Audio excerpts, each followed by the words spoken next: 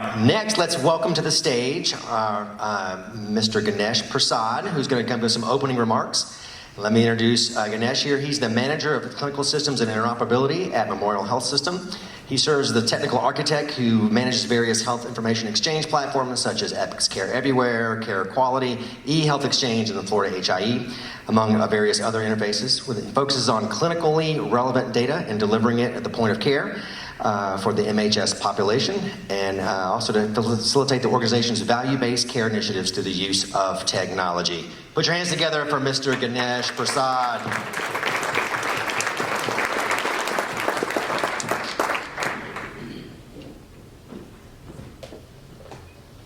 Tough acts to follow. Thank you, Dr. Gleason, for the introduction. Thank you, Secretary Mayhew, for the welcome. So, as Dr. Gleason said, I'm Ganesh Persad, the manager over at Memorial Healthcare System, and I am also the elected chair for the Florida HIE Alliance. I guess I must be doing something right for you all to elect me. So, you know, it feels like yesterday that I took over the interoperability role at Memorial Healthcare System, more like, you know, voluntold. And I was asked 2 weeks later to drive up to Orlando to attend my first HIE Alliance meeting. Going into that meeting, I had no idea what to expect, didn't really have a grasp on what the interoperability and HIE platform was across the industry. And walking into that meeting, many of you who are here, you know, served as a resource to me, served as a mentor in some aspects to get me up to speed. And I don't think I would be successful or in the position that I am in today if it wasn't for many of you. For the AI team, Evan and you know, Davidson and a lot of the HIE Alliance members. So for y'all, thank you. So one of the things that I want to do is kind of share Memorial's interoperability roadmap. One of the first things that we had to address was our consent model change. We were an opt-in organization. So many of you who know what, you know, or have been in an opt-in organization, that serves as a barrier for interoperability, right? And that was one of the first things that I knew I needed to tackle at the organization. So back in, and just to tell you, since we went live with Epic in 2010, we only had 22,000 patients who were opted in, with almost 500,000 exchanges in just 2017. That's really not putting a dent in information exchange at all. So then we went through, you know, working with our legal team, and that's always fun, trying to explain to them the reasons why we want to switch to an opt-out organization, and work on updating our notice of privacy to do so. In doing so, we were able to change the consent model after a lot of back and forth, and we became an opt-out organization in November 30th of 2017 for the first time. Since going live with the consent model change in 2018, we exchanged over 2 million records, quadrupling what we did the year before and the years prior. And this year we're well on our way to almost 3 million records. So that's a significant change. So any of you all that have an opt-in or consent model, change it. And it serves as a barrier also, because a lot of our providers and users who are requesting information from organizations who have an opt-in consent model, they're frustrated because they have to stop what they're doing and collect the consent and so forth. So if you can do so, please change your consent model. We've exchanged with over 1,700 hospitals across the nation, 1,400 emergency departments, and over 40,000 clinics. So that was one of the first barriers that we addressed. Secondly, we had to onboard with Care Quality. We needed to, again, working with our legal team, we went live with Care Quality shortly after the consent model change because we were working on both in parallel. So in December 26th of 2017, we went live with Care Quality. Turning on the Care Quality infrastructure was pretty easy from a technical perspective, right? We had to go a lot of back and forth with the legal team. After going live, we had to disseminate that information out to our community providers to say, hey, we're live with Care Quality. You have an EMR that participates in the network. let's see if you're onboarded. After reaching out to a lot of the providers, they had no idea. So they were on ECW, they were on Athena, and they didn't opt in to the HIE. So we had to create tip sheets, go provide elbow support, round to their practice to show them, like actually hand-holding them on how to onboard their instance of ECW and so forth with care quality. So with several months of doing that, we have about 80% of our providers in the community who are successfully onboarded. The remaining, 20%, they have some upgrades that they need to do, and there's some technical limitations that's preventing them from signing up. But, it's a significant increase, and I think we're over 200,000 exchanges with care quality participants today. Is Jay here? From the eHealth Exchange? Yeah, right here. You're a brave man for being here right now. The second thing that we needed to do was go live with the eHealth Exchange. And so how many of you are all live with the eHealth Exchange? Raise your hand. All right, rest of you all need to go live. So those of you who are live, you know the frustrations and the struggles of executing the DRSA at your organization. There's a lot of questions and about the breach time and all the stuff that goes into it. So it took about 8 months for us to go through just the legal piece of it. And we were up against a wall, I was. Epic has this function or reimbursement structure, I guess, called Epic Honor Roll, where if you roll out key functionalities of their system, the organization stands to benefit with a reimbursement check, so to speak. So they have a list of things that you had to be live with, and being live with the SSA was one of the requirements. We weren't even live with the eHealth Exchange, let alone we needed to go live with the SSA. So working through getting the DRSA executed, standing up the eHealth Exchange, and going live with the Social Security Administration. And we needed to do that by September 1st. I literally had 7 months to do all of that. So it was a lot of pressure to turn that on. But we were able to do it. We went live with the eHealth Exchange in July of 2018, and then we went live with the SSA on August 14th. So cutting it close. And then I took a couple days off after that. So since going live with the eHealth Exchange and the SSA, we've received over $50,000 in revenue since then. And we have a 98% match rate with the SSA. We've also connected to DaVita Dialysis Center, the VA, Advent Health. Thanks, Jay. And Orlando Health through the state gateway. We're actively connecting to Holy Cross as we speak today through the state gateway, and hopefully very soon Pediatric Associates. And for all of you, just another show of hand, how many of you have connected through the state gateway in some fashion? Two? Okay. It's not trench warfare, guys. The team is amazing. They're gonna work with you from the beginning to the end. And look, if I could do it, you all could do it. So if you haven't started the process or thought about doing it, definitely reach out to the team, the AI team. I'm pointing to Evan over there to get it going. So now ENS. How many of you all are subscribers to ENS? All right, it's a decent amount. So historically, Memorial has served as a data source, meaning we're just sending ADT to the state. And when I took the role, the organization was going through a population health transformation. In the sense, we want as much data as possible, but in talking to the team, I was like, what options do you all have for us to receive the notification? So they presented prompt, CSV, and HL7. I'm like, well, just based on my experience, so my prior role to this was I was an ambulatory builder. So I was working with the clinicians, and Dr. Waldron's back there supporting our primary care providers.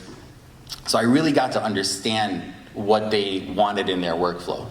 And I said, I'm like, no, we can't do that. We can't just give them a flat file. No one's going to act on it. So reaching out to Epic, I'm like, you guys have any solutions? Like, this is what we're trying to do. We're receiving ADTs. We want to deliver it to the point of care for our clinicians. And they had just come out with a new interface. It's called the Incoming External Interface for all of you Epic organizations. And after evaluating the technical specifications for that interface, I realized that this will give us the ability to take in the ADT information from the state and disseminate it down to the PCPs, our case managers, and our community providers.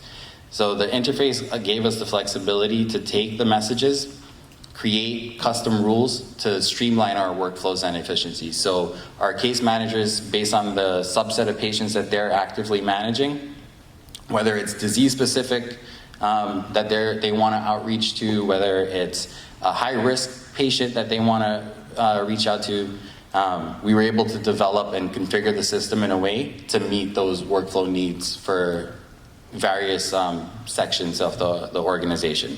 And on the primary care side, our health coaches, they're also reaching out. They're actively working those provider in baskets and reaching out to patients at the point of care. One of the lessons learned in doing that, and I'm sure many of you probably experienced this, is you're picking up the phone and you're calling a patient right after they got out of the hospital. They're like, how did you know that I was at this organization?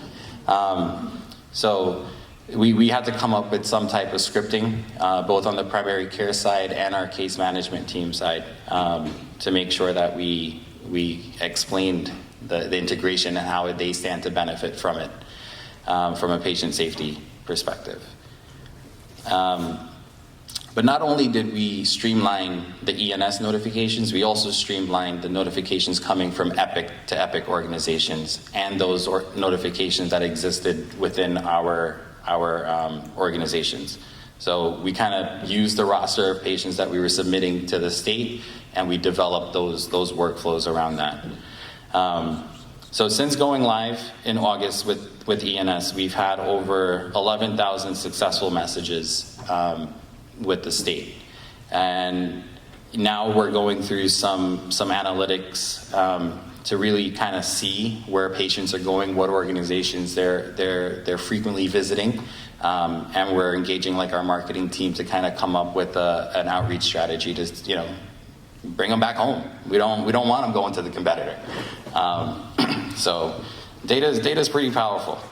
And later today, like I said, Dr. Waldron, who's our primary care coordinator, he's going to serve on the Optimizing Patient Care panel, and he'll speak a little bit more about his use case as a clinician.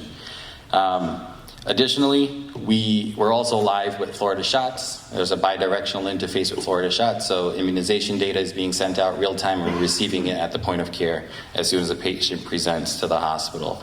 We're actively working with Quest to, a similar fashion, submit a roster of patients to them and receive a copy of the lab results into Epic.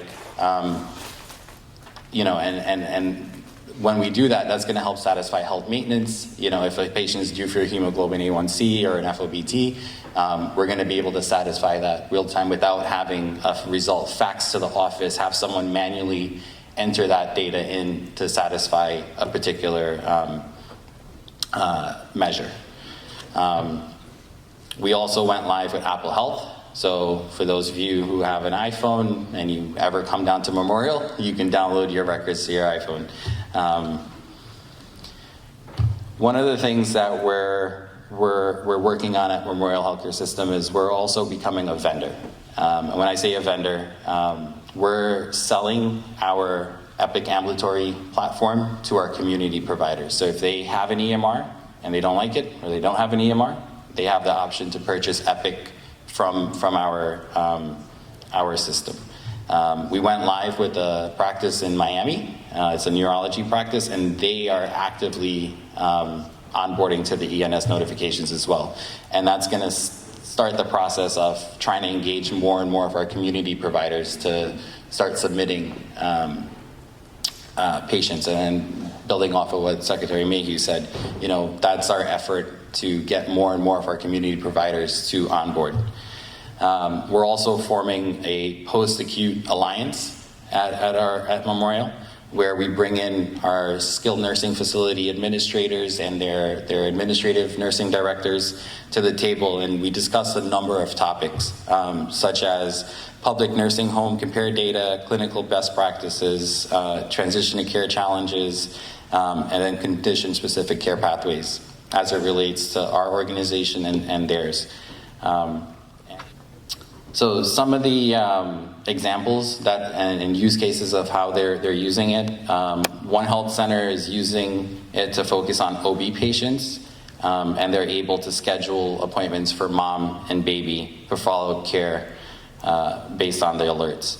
The other is using the alerts to schedule patients for follow-up care, but in addition, they're educating patients on using the health center for their non-emergent visits, especially with in regards to sick visits for their child.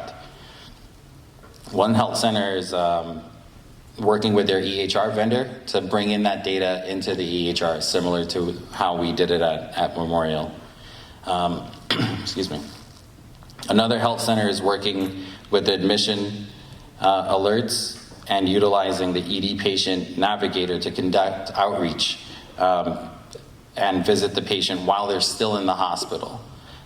They're demonstrating a decrease in hospital readmission under these efforts. And this is also part of a case study being done by the AI team and the Center for Advancement in HIT. So the future of health IT, the future of the HIE in Florida, I think, some of the strategic priorities that we have that need to be looked at holistically within the HIE and the participants, many of you in the room, health system providers, payers, state agencies, pulling in the same direction, collaborating to drive a lot of these efforts forward. And I can say firsthand, being persistent, pushing and meeting with the teams to get something set up that's beneficial for you and your healthcare organization, they'll try to make it work. One of the biggest thing I think we have to gain is better access to PDMP data. So although legislation was passed that made it possible to connect with eForce, many of us struggle to make that integration happen, whether it be from a technical perspective or a dollar amount or a dollar cost.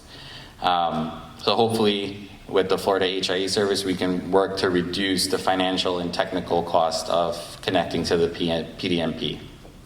And like I said earlier, it's not trench warfare to connect to the eHealth Exchange. So I encourage many of you to start working on connecting to the eHealth through the gateway or directly with the eHealth Exchange itself.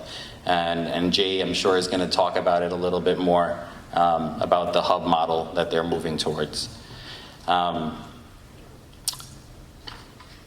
let's see. So then just some statistics about the ENS data source. There's 259 data sources. 95% of them are acute care hospital beds. 83% of inpatient rehab hospitals added in just Q1 of this year. 68 SNFs on the pipeline, and I think that number has changed since then based on the recent changes. There's 110 subscribing organizations, and hopefully we're going to see that number grow this year. 10 healthcare systems representing over 70 hospitals, 15 health plans, 25 Medicare ACOs, and 60 provider groups. And again, I think with each of our efforts trying to get more and more providers signed up, we're going to see that number grow as well. So in closing, we all have a lot of skin in the game. There's a lot of vendors out there. There's a lot of competition in the marketplace, but I strongly believe we have the pipeline, we have the connection, we have the tools necessary, the technology available to compete with any of those vendors if we needed to as a state. So I think, us collaborating, working with legislation, the legislative team, making aware what is beneficial to us as users of the data, and coming up with a viable solution to make the data actionable is going to be key moving forward for the state of interoperability in Florida.